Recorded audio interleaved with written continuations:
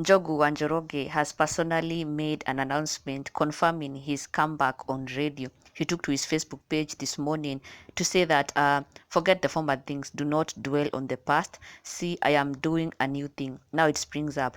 Do you not perceive it? I am making a way in the wilderness and streams in the wasteland. Isaiah 43:18.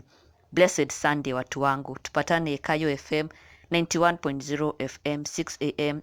kesho asubuhi. And shortly afterwards, Kayo FM through the official page have confirmed the news further saying rũciũ ciahanda 6 a.m. cemania na Njogu wa Njoroge tabarĩra-inĩ ya kwaruka show ndani ya Kayo FM. Don't miss. The news have been well received by his fans. Even his wife Mary Lincoln took to the comment section to congratulate him and also celebrate him on this Father's Day, saying Happy Father's Day, congratulations, and to God be the glory.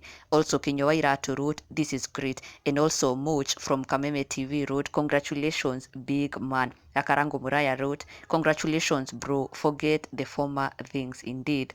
It seems Njogu will be taking over from Moses Kanyira because he's the one who has been doing the Kwaroka show. But now Njogu from tomorrow will be stepping in from 6 a.m. all the way till 10 a.m. And congratulations to him. We wish him all the best.